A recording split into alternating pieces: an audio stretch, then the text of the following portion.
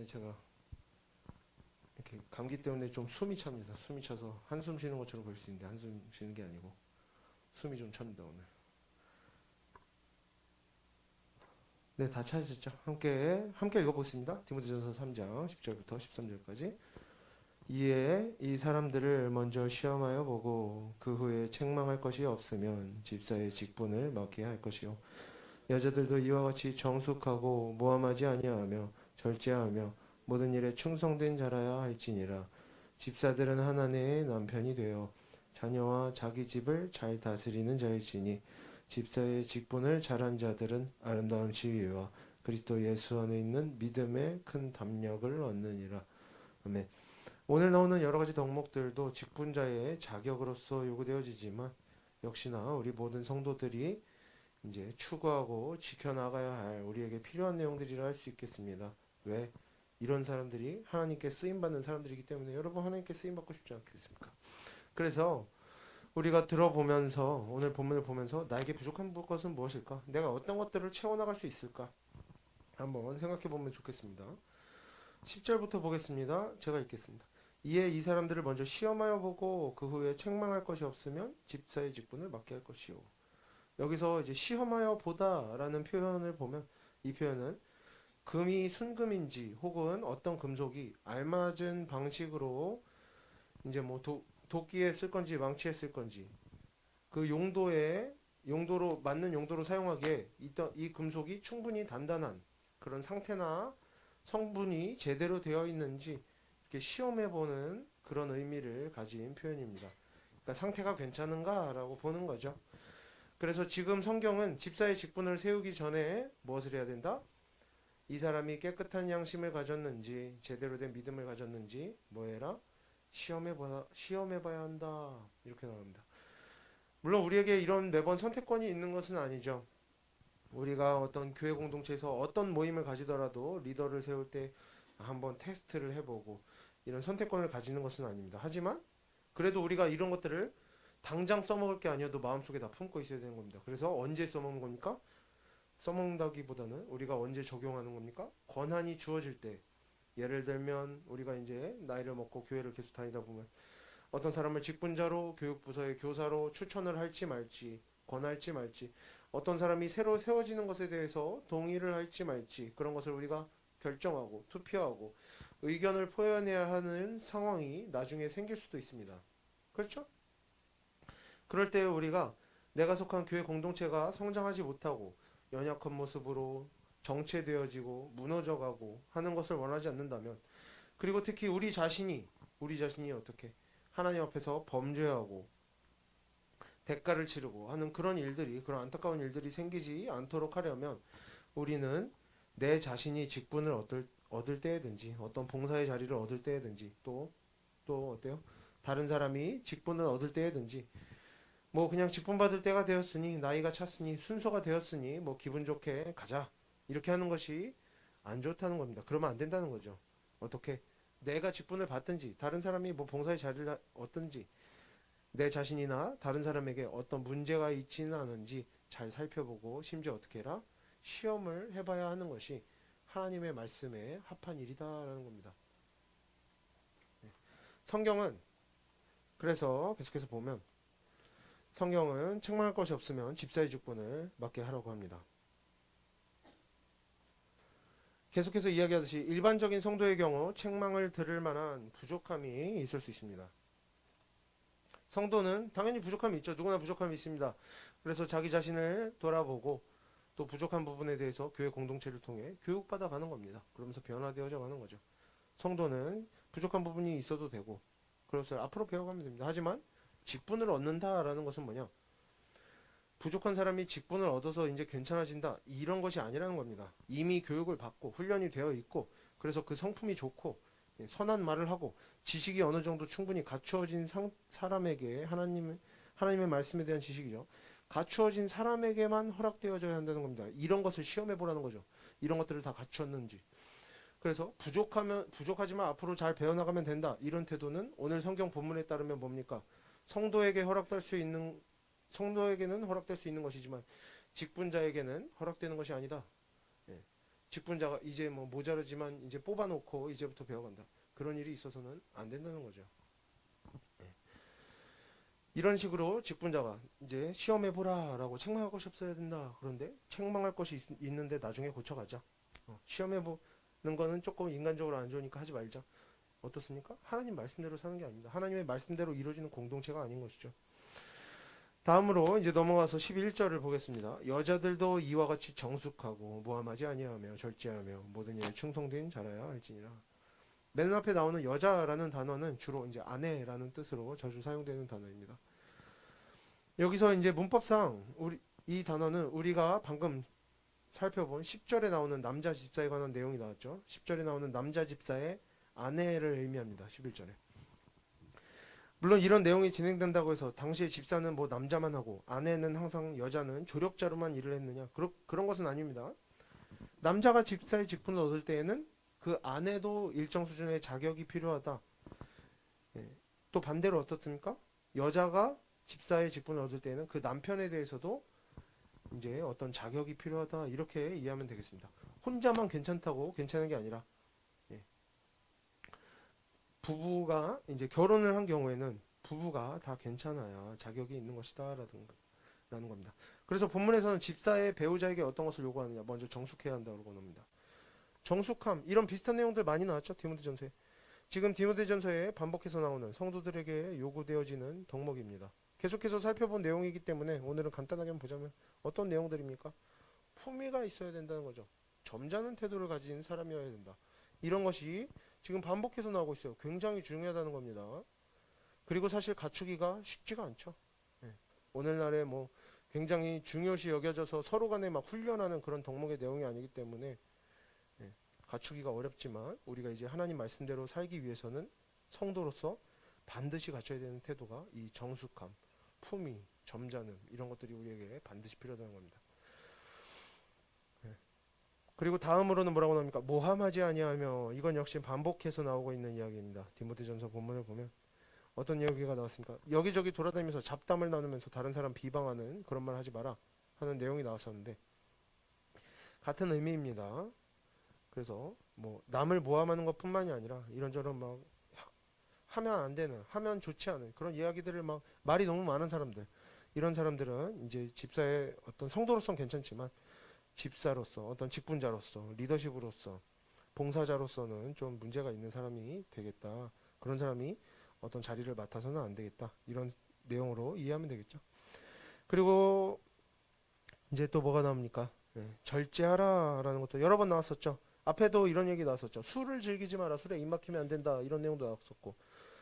이제 또 어떤 것에 대한 절제. 헛된 말을 하고 수다 떠는 일, 그런 것에 대해서 절제가 필요하고, 자랑하고 막 사치하고 이런 것들에 절제하라는 이야기가 나왔었죠. 그래서 이런 모든 것들에 대해서 감정적으로 막 자기 어떤 생각이 떠오르고 막 어떤 말이 하고 싶은 욕구가 생기면 다 해버리는 그런 사람이 아니라 하고 싶은 게 있어도 참고 기다리고 조금 묵혀둘 것은 묵혀두면서 그런 좀 침착하고 절제할 줄 아는 사람이 이렇게 직분자로서 자격이 있다, 이런 의미가 되겠습니다. 그래서 우리에게도 필요한 덕목이 되는 것이죠. 다음으로 모든 일에 충성된 자라야 한다. 여러분 충성됩니까? 충성된다는 게 뭡니까? 이 표현은 신뢰할 만한 사람이다, 의심할 필요가 없는 사람이다, 이런 의미를 가지고 있습니다. 무슨 뜻이에요? 어떤 사람이 신뢰할 만합니까? 어떤 사람이 의심할 필요가 없으니까? 여러분 저는 의심이 갑니까 안 갑니까? 조금 의심이 되나 본데 괜찮습니다. 뭐 사람이 다 그렇죠. 어떤 사람이 신뢰할 만한 사람이요? 남이 볼 때랑 보지 않을 때, 남들이 뭔가를 확인할 때랑 확인하지 않을 때, 남들 앞에서 뭔가가 드러날 때랑 드러나지 않을 때 태도가 일관된 사람이 신뢰할 만한 사람이겠죠. 아, 저 사람이 했으면 확인할 필요 없어. 알아볼 필요도 없어. 왜? 알아서 잘했겠지. 그래서 막 여기저기서 태도가 다르고 막 일하는 방식이 자꾸 달라지는 사람, 이런 사람들이 신뢰할 수 없는 사람, 의심이 필요한 사람이다, 이렇게 볼 수가 있겠습니다. 그래서 어떤 사람, 이제 신뢰할 만한 사람이 되어야 되는 것이죠. 우리가 어떤 사람이 되어야 되는 겁니까? 언제나 남들이 보든 말든 말이 있든 없든 한결같은 태도로, 한결같은 마음으로 살아가는 사람, 한결같은 모습으로 일하는 사람, 뭐 그 몸 상태가 조금 피곤하고 뭐 컨디션이 안 좋다. 오늘은 뭐 기분이 좋다. 뭐 놀러 가고 싶다.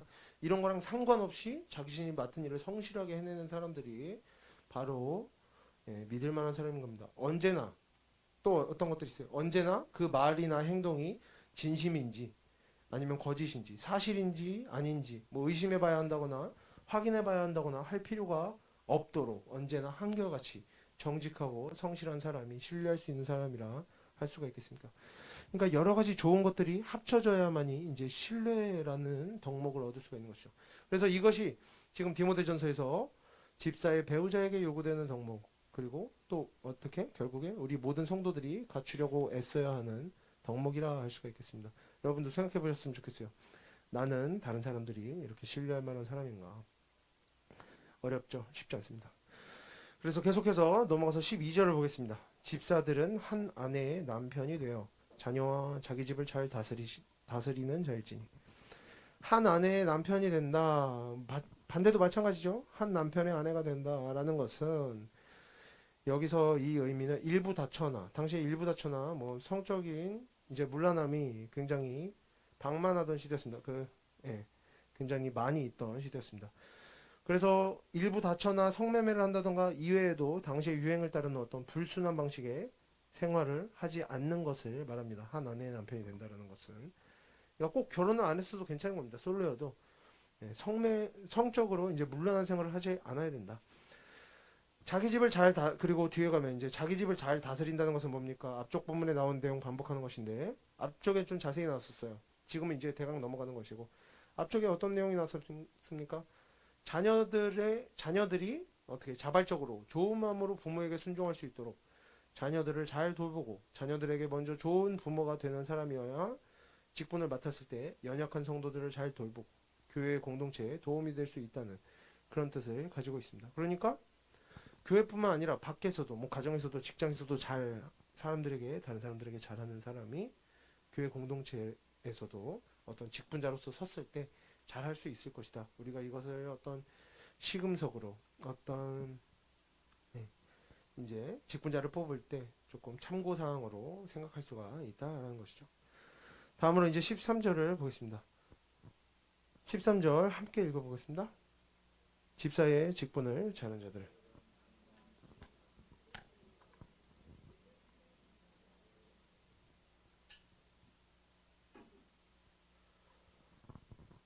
13절은 헬라어 원문으로 보면 왜냐하면이라는 표현으로 시작합니다. 여기에 맞춰서 번역을 바꿔보면 이렇게 됩니다.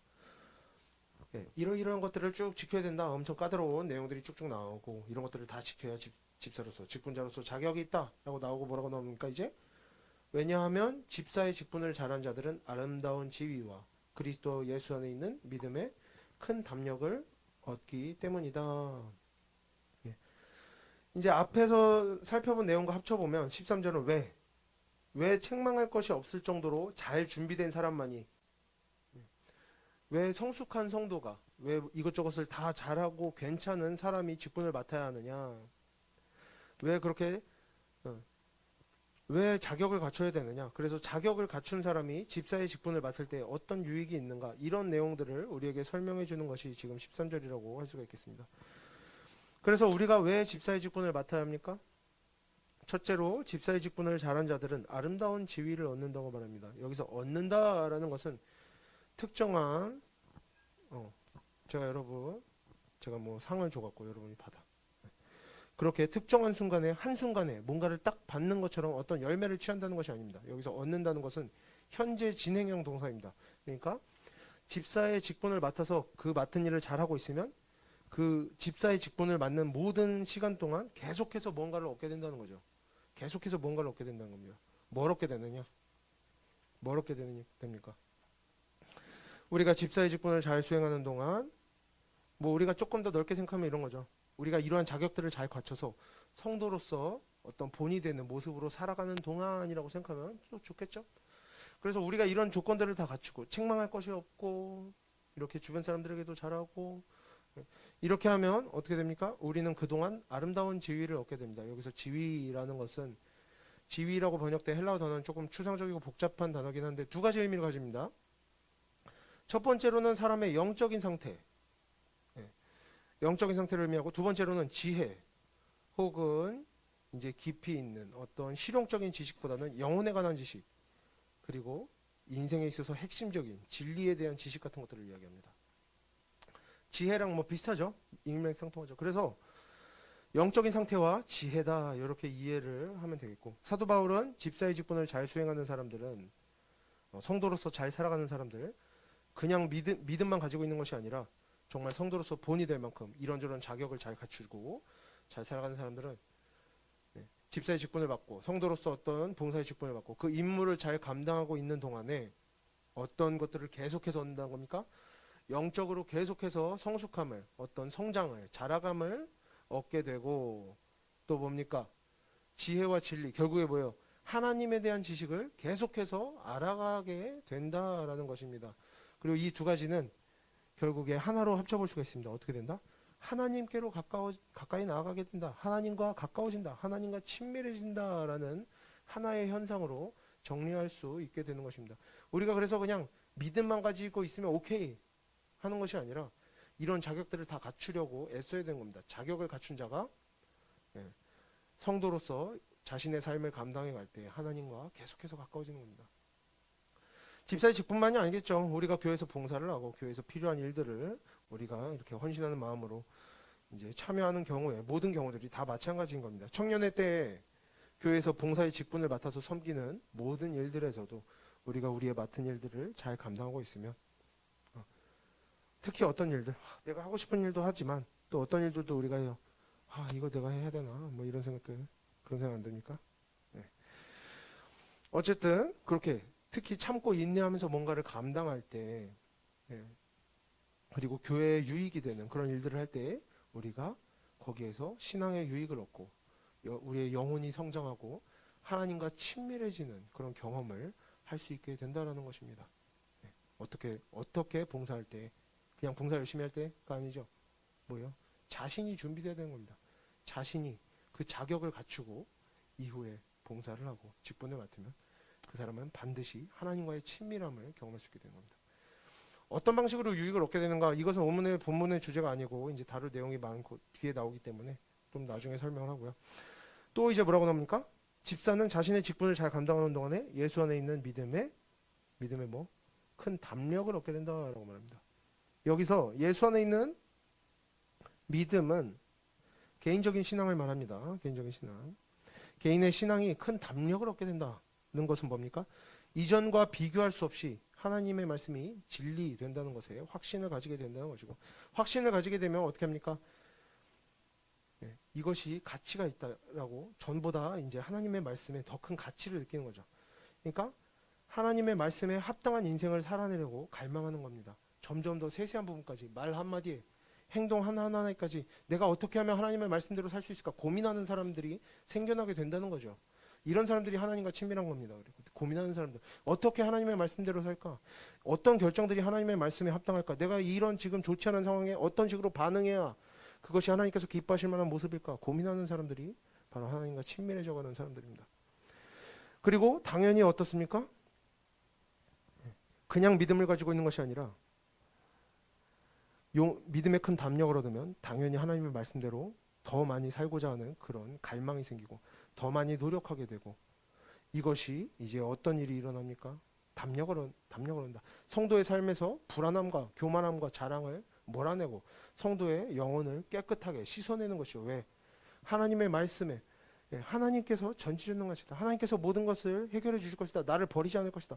이런 확신이 생기기 시작하면 우리에게 불안이 사라지고 교만함이 사라지고 자랑이 사라지고 죄 짓는 것들이 사라지고, 그 결국에 어떻게 되는 겁니까? 선순환이 일어나는 거죠. 점점 더 하나님과 친밀해지고 하나님의 역사하심을 경험하고 또 그 인생에 선한 일들이 나타나고 그 열매가 나타나고, 그로 인해 성도는 또 기쁨으로 살아갈 수 있게 되는 것입니다. 그래서 이렇게 13절은 우리가 우리에게 주어진 직분을 잘 감당할 때 그 유익이 무엇이 있는가, 우리가 자격을 갖추고 직분을 감당할 때 어떤 유익이 있는가에 대해서 말해주고 있습니다. 집사의 직분과 봉사의 유익은 그러한 섬기는 일을 감당하는 동안에 어떻게 된다? 우리의 신앙이 자라간다. 하나님에 대해서 많이 알아가게 된다. 그리고 성도의 말과 행동이 믿음의 담력을 얻어서 하나님의 뜻에 합한 모양으로 바뀌어 가게 된다.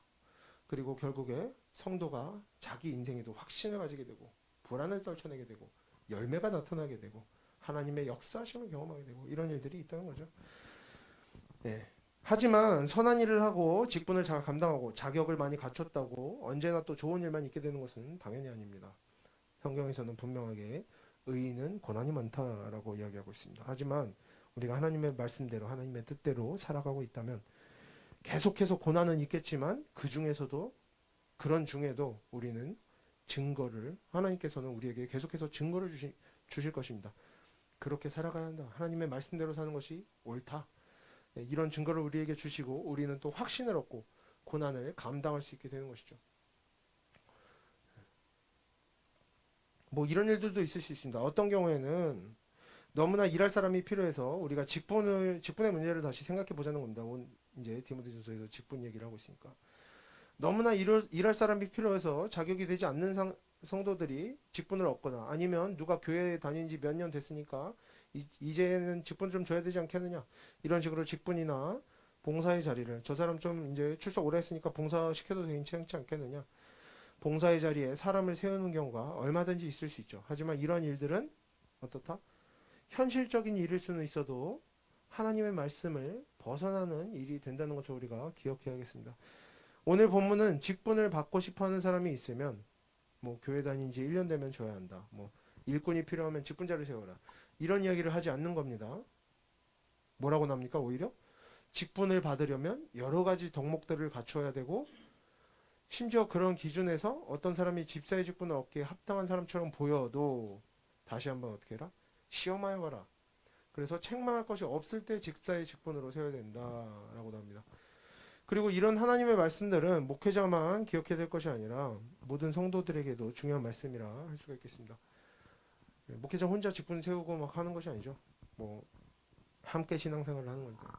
집사의 자격을 갖추지 못한 사람에게 집사의 직분을 줄 것인가 말 것인가 하는 문제는 목회자나 중직자 등 관련된 사람들이 이제 책임져야 되는 문제겠지만 집사 직분을 줄 때 이제 우리도 나중에 나이를 먹으면 그렇게 이런 일이 있을 수 있는데 직분을 줄 때 받을 것인가 거절할 것인가는 직분을 받는 본인이 스스로 책임을 져야 하는 또 문제가 되는 겁니다. 목회자나 중직자는 자격이 부족한 사람이 집사의 직분을 바랄 때에도 주면 안 될 것이지만 마찬가지로 성도 개인도 마찬가지입니다. 우리도 마찬가지예요. 본인이 자격이 부족하다고 생각된다면 집사의 직분을 준다 해도 받아서도 안 되는 것입니다. 물론 교회를 보면 옛날에는 이게 잘 됐을지 몰라도 요즘에는 이렇게 이제 직분을 세우는 일에 이제 필요한 만큼 충분히 신중한 태도를 갖지 못하는 경우들도 얼마든지 뭐 있을 수 있죠. 그리고 사실 이때도 있었던 겁니다. 디모데전서가 쓰여진 때에도 에베소 교회에도 이런 일들이 일어나니까 아무나 막 세우니까 문제가 일어나고 그러니까 지금 요구하는 거죠. 그렇게 세우면 안 된다. 직분자. 하나님의 뜻이 아니다 하는 겁니다.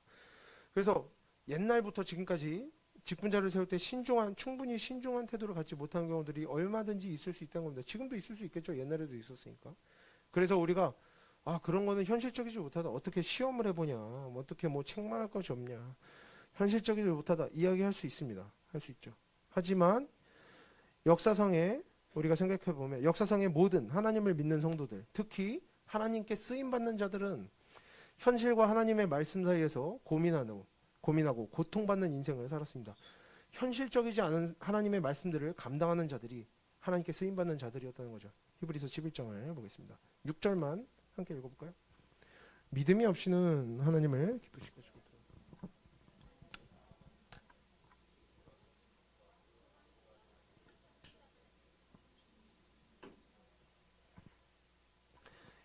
이제 오늘 본문 이제 보면 이 뒤에 쭉 나오는데 기니까 요것만 가졌습니다. 그리고 뒤에는 좀 설명을 할 건데 이 뒤에 이런저런 믿음의 조상들이 어떻게 살았는지 내용이 나옵니다. 어떤 내용이 나오냐? 노아는 하나님의 말씀 때문에 평생에 어떻게 했다? 평생 동안 메마른 땅 위에 거대한 배를 만들어야 했습니다. 어떻게 됐겠어요? 평생을 사람들한테 욕먹으면서 사는 겁니다. 쟤는 뭐하냐? 저 허허 벌판에 왜 배를 만드냐? 저거 움직이지도 못하게 엄청 큰 배를. 평생을 욕먹으면서 산 겁니다. 비현실적이라고 어리석다고. 아브라함은 어떻습니까? 하나님의 말씀 때문에 노년에 얻은 외아들을 하나님께 드려야만 했습니다. 제단에 올려야만 했죠. 모세는 믿음으로 믿음으로 어떻게 자신의 왕자로서의 신분과 엄청난 재물들을 버리고 노예 신분인 이스라엘 백성들을 위해서 그들의 고난에 동참했습니다. 왕자로서의 어떤 왕궁을 떠나서 노예 집단에 들어간 거죠. 어떻습니까? 어리석어 보이죠. 히브리서에 나오는 이런 이야기들 외에도 셀 수 없이 많은 선지자들과 성도들이 현실을 거슬러서 상식을 벗어나서 하나님의 뜻을 행하고 그로 인해 자연스럽게 많은 고난을 감당하면서 살아갔습니다. 그런 다른 사람들에 대해서도 대강의 설명이 나오는데 히브리서 11장 36절부터 8절까지 제가 읽겠습니다. 또 어떤 이들은 조롱과 채찍질 뿐 아니라 결박과 옥에 갇히는 시련도 받았으며 돌로 치는 것과 톱으로 켜는 것과 시험과 칼로 죽임을 당하고 양과 염소의 가죽을 입고 유리하여 궁핍과 환난과 학대를 받았으니 이런 사람은 세상이 감당하지 못하느니라. 그들이 광야와 산과 동굴과 토굴에 유리하였느니라. 왜 이런 일이 생겼습니까? 하나님의 말씀이 언제나 우리가 그저 자연스럽게 다른 사람들과 함께 흐름에 맞춰서 살아가면 저절로 지켜지게 되는 그런 하나님의 말씀이 그런 현실적이고 상식적이고 일상적인 것들만 있으면 얼마나 편하고 좋겠느냐마는 구약 때나 신약 때나 옛날이나 지금이나 그렇지 않은 하나님의 말씀들이 너무나 많은 겁니다. 오늘 본문도 어떻습니까? 집사를 뽑을 때 어떻게 해라? 시험해라. 책망할 것이 없어야 된다. 여러분도 지킬 수 있습니까, 여러분?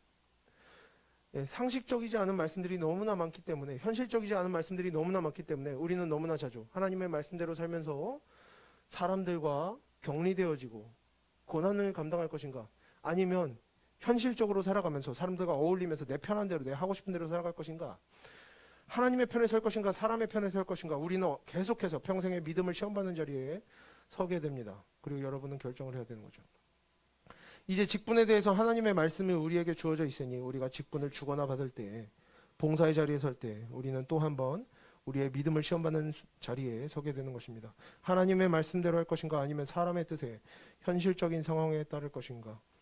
그리고 우리 각 사람은 각자 자신의 생각에 따라 결정을 할 것입니다. 자신의 믿음에 따라 선택을 하게 될 것이고 그 후에는 아무리 많은 사람들에게 등 떠밀려 했든 상황에 밀 떠밀려 했든 우리는 우리 자신이 스스로 선택을 해야 하는 것이고 각자 자신이 한 일에 따라서 그 일의 모든 열매를 감당하게 되는 것입니다. 에스겔 3장 17절부터 21절까지 기니까 제가 읽겠습니다. 인자야 내가 너를 이스라엘 족속의 파수꾼으로 세웠으니 너는 내 입에 말을 듣고 나를 대신하여 그들을 깨우치라. 가령 내가 악인에게 말하기를 너는 꼭 죽으리라 할 때 내가 깨우치지 아니하거나 말로 악인에게 일러서 그의 악한 길을 떠나 생명을 구원하게 하지 아니하면 그 악인은 그의 죄악 중에 죽으려니와 내가 그의 피값을 내 손에서 찾을 것이고 내가 악인을 깨우치되 그가 그의 악한 마음과 악한 행위에서 돌이키지 아니하면 그는 그의 죄악 중에서 죽으려니와 너는 내 생명을 보존하리라. 무슨 얘기입니까? 좀 복잡한데 요약하면 하나님께서 말씀을 주셨습니다. 선지자에게. 근데 어떤 말씀? 저 악인이 심판받을 것이다. 근데 선지자가 악인에게 가서 복음을 전하지 않으면 그 악인은 자신의 죄로 심판을 받겠지만 선지자도 심판을 받는다는 겁니다. 무슨 죄로? 복음을 전하지 않은 대가로 심판을 받는 것입니다. 그리고 선지자가 가서 복음을 전합니다. 복음을 전했는데도 악인이 듣지 않고 돌이키지 않으면 악인은 자신의 죄로 심판을 받지만 선지자는 어떻다? 복음을 전했기 때문에 악인이 멸망을 하든지 돌이키든지 상관없이 선지자는 심판을 받지 않는다. 할 일을 했다라는 것이죠. 직분을 감당하는 일 또한 마찬가지입니다. 만약에 제가 목회자고 여러분이 예를 들어서 여러분이라기보다 이렇게 합시다. 자격이 없는 어떤 성도에게 직분을 감당하기를 요구합니다. 그리고 그 성도가 스스로 자격이 부족함에도 직분을 받습니다. 그러면 저는 어떻게 되겠습니까? 저는 자격 없는 사람에게 직분을 권한 일에 대해서 그 대가를 치러야 되는 겁니다. 성도는 어떻습니까? 제가 목회자로서 아무리 등 떠밀었어도 성도는 자신이 자격이 없음에도 스스로 직분을 취한 대가를 자신이 감당해야 하는 것입니다. 하나님 앞에서는 핑계댈 수가 없는 것이죠. 왜? 마지막 결정은 자신이 하는 것이기 때문에. 이렇게 각자 자신이 한 모든 일들에 대해서 결국에 최종적인 결정은 자신이 하고 결과물도 스스로 감당해야 하는 것입니다. 직분을 권하거나 권하지 않는 일, 직분을 받아라 받지 마라 권면하는 일은 목회자나 지도자 같은 그런 일을 담당한 사람들의 결정이 사람들이 스스로 결정해야 되는 일이며 책임을 져야 하는 일들입니다. 또 어떤 말이나 권면이나 조언을 듣고 하나님의 말씀을 듣고 배우고 그 배운 내용에 합당하게 스스로 이제 생각을 해서 직분을 취하거나 취하지 않는 일은 성도 개인의 선택이고 개인에게 책임이 돌아가는 일임을 우리가 기억해야 할 것입니다. 크게 뭐 직분, 봉사의 자리뿐만 아니겠죠. 우리가 일상에서 하는 모든 말들, 우리의 행동들, 여러분 등 떠밀려서 그렇게 좋지 않은 말들을 하고 좋지 않은 행동들을 했으니까 어쩔 수 없었으니까 결정을 한 것은 자기 자신이다 이겁니다. 예. 아까도 얘기했지만 어떻습니까? 하나님의 말씀대로 사는 것은 원래가 비현실적인 겁니다. 비현실적인 결정을 하고 비현실적으로 많은 인내를 하고 그런 것들이 하나님의 말씀대로 사는 사람들이 자주 겪는 일들인 겁니다. 그리고 우리는 결정을 해야 되는 것이죠. 현실을 살아갈 것이냐 하나님의 말씀대로 살아갈 것이냐. 그래서 개인에게 책임이 돌아가는 일임을 우리가 기억해야 할 것입니다. 우리가 결정을 해야 되는 거죠. 아무리 누가 강권하거나 달콤한 말로 꼬드기고 유혹하고 해도 우리 모두는 결국에 스스로 선택하고 감당을 해야 되는 겁니다. 오늘은 부활절입니다. 예수 그리스도께서도 역시 평생에 자신에게 주어진 사명을 잘 감당하셨고 어쩌면 하나님의 말씀대로 사셨기 때문에 어떻습니까? 그에게 고난이 더욱 많았던 것입니다. 복음을 전하시고 사람들의 병을 고치시고 배고픈 자들을 먹이시고 죽은 자들을 살리셨지만 그는 마지막에 모욕을 당하시고 12명의 제자들 모두에게 배신당하시고 결국에 제자들 다 도망갔죠. 결국에 어떻게 됐습니까? 십자가에 못 박혀 죽으심으로 그 생을 마감하신 겁니다. 예수님께서는 비록 자신이 할 일을 다 마치신 후에 그리고 물론 자격을 갖추신 분이었고 또 자신이 하실 일을 다 마치신 후에 뭐라고 말씀하십니까? 다 이루었다 라고 말씀하신 후에 숨을 거두셨지만 그렇게만 끝나버렸다면 그것은 사람의 눈으로 보기에 어떻습니까? 실패한 인생이 될 수 있었다는 겁니다. 하지만 이제 그때 하나님의 일하심이 나타나는 겁니다. 하나님께서는 예수 그리스도를 무덤에서 일으켜 세우셨고 그렇게 하나님께서 행하신 부활의 역사는 예수 그리스도가 하나님의 아들 되심을 증명하는 증거가 된 겁니다. 예수 그리스도께서 하신 모든 사역들, 그의 모든 가르침들이 옳았음을 증명하는 증거가 된 것이죠. 하나님께서 예수 그리스도의 존재를 증명해 주신 겁니다. 우리가 하나님의 뜻대로 살기로 결심하고 여러 가지 현실적인 압력들, 내 안에서 선한 일을 하기 싫어하는 그런 내키지 않는 마음부터 시작해서 주변에서 이런저런 조언과 권면 등이나 현실적인 상황들이나 미래에 대한 근심 걱정 속에서도 우리가 하나님의 말씀대로 살기를 결심한다면 예수님께 고난이 있었듯이 우리에게 고난이 찾아올 수 있습니다. 왜? 하나님의 말씀대로 산다는 것은 현실적이지 않은 일이고 고난 속으로 들어가는 일이기 때문이죠. 하나님의 말씀대로 사는 자들에게는 고난이 찾아올 수 있습니다. 성경에서는 하나님의 말씀대로 사는 사람들에게 많은 고난이 있음을 우리에게 반복해서 가르치고 또 설명하고 있습니다. 여러 가지 예시들을 또 보여주죠. 그러면 내가 하나님의 말씀대로 사느냐고 고난을 받는 것인가? 아니면 그저 내 부족함 때문에 내 말실수나 성급함, 악한 마음 때문에 좋지 않은 일이 일어나고 있는 것인가? 우리가 어떻게 분별합니까? 내가 나쁜 사람이라 그런가? 아니면 나는 하나님 말씀대로 사는데도 그런가? 어떻게 분별해요? 하나님의 말씀대로 사는 사람들에게는 고난과 함께 뭐가 다 주어집니까? 하나님께서 주시는 증거가 계속해서 나타나는 겁니다. 예수님께서 어떠셨어요?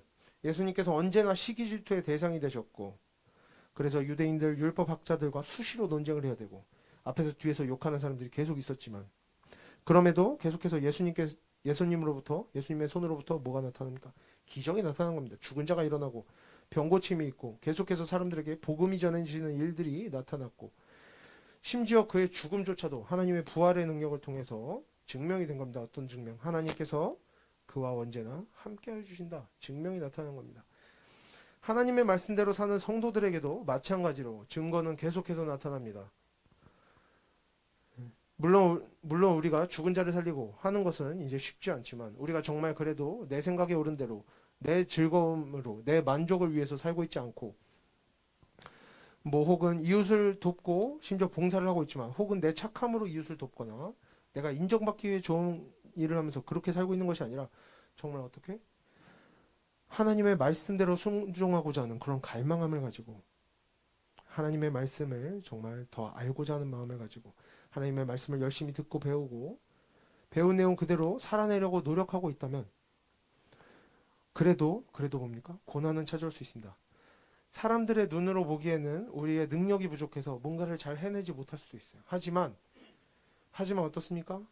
자격을 갖추고 어떤 성품을 갖추고 또 하나님의 일들을 하나님의 말씀대로 살아가는 사람들에게는 하나님께서 그 마음에 찾아오셔서 기도하게 하시고 기도에 또 응답해 주시고 사람들의 눈에 보이든 안 보이든 그 기도에 응답해 주시고 또 모든 문제들이 다 해결되지는 않더라도 계속해서 하나님의 도우심을 실제로 경험하게 하시고 시시때때로 적당한 하나님의 말씀을 또 배우게 하시고 이웃들을 통해서도 위로를 얻게 하시는 그런 일들이 계속해서 나타나게 되는 것입니다.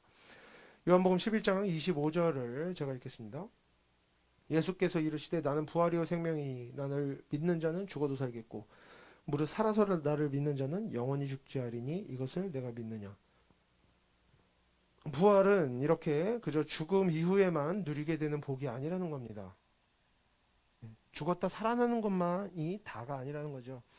우리가 믿음을 가지고 있다면 우리는 지금부터 어떻게 산다? 영원히 죽지 않는 인생, 하나님께서 증인되어 주시는 인생을 살아가고 있어야만 하는 겁니다. 우리에게 부활 생명이 있다면 하나님께서 우리에게 이미 증인되어 주시는 그런 인생을 살아가고 있어야만 되는 것이죠. 내가 내 자신을 설명할 필요가 없는 겁니다. 우리가 그저 만약에 우리가 지식으로만 믿고 내 생각으로만 옳은 일을 하고 내 생각대로만 살고 내 의지대로만 착한 일을 한다고 믿음을 가지고 잘 살아가고 있는 것이 아닙니다.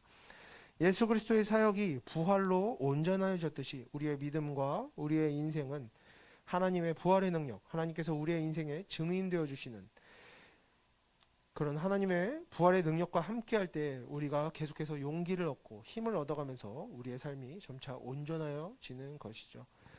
그리고 이러한 부활의 능력, 하나님께서 증인되어 주시는 일은 오직 하나님의 말씀을 통해서만이 나타나는 것입니다. 이것이 그냥 착하고 선한 봉사, 사람의 열심, 혹은 하나님의 말씀이 아닌 다른 책들, 저도 책을 좋아하지만 철학책이나 세상 도덕 교훈과 다른 하나님의 말씀만이 가진 힘과 능력이 무엇이다? 말씀대로 살 때 하나님께서 증인되어 주신다. 그러한 사건들이 나타난다는 겁니다. 실제 눈에 보이도록, 실제 우리가 체감할 수 있도록 그런 사건들이 나타난다는 겁니다. 그래서 우리가 이제 어떤 일을 하든지 직분과 봉사의 자리를 누구에게 권하든지 그런 자리를 얻게 되든지 거절을 하든지 우리가 언제 어디서나 어떤 일을 하고 어떤 말을 하든지 우리가 우리의 인생에서 우리의 마음에 있는 악한 것들을 버리고 사사로운 욕심들을 버리고 정말 이제 우리가 하나님의 말씀에 순종하기로 결단하고 그렇게 순종하는 인생을 살아가면서 우리가 정말 하나님께서 보여주시는 증거들을 맛보고 즐거워하며 우리 모두가 그렇게 하나님과 동행하면서 기쁨과 감사함 가운데 이 인생을 살아가는 청년